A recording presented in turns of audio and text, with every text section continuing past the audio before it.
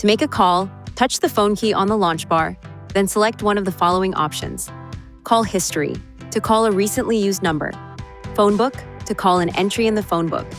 Favorites, to make a call from your saved favorites. Or keypad, to input a phone number manually. To accept an incoming call, press this button on the steering wheel, or touch this icon. To reject an incoming call, touch this icon. If a call is placed to the phone while another call is active, a notification will appear on the screen. Touch Answer to place the current call on hold and accept the incoming call. Touch Decline to reject the incoming call. When two calls are active, touch Switch Call to switch between the two calls. While a call is in progress, you can touch the Use Handset key to switch the phone call to the handset for privacy. Touch the Mute key to mute or unmute the microphone. Touch Keypad to enter digits for services such as voicemail. Or touch Hold to place the call on hold.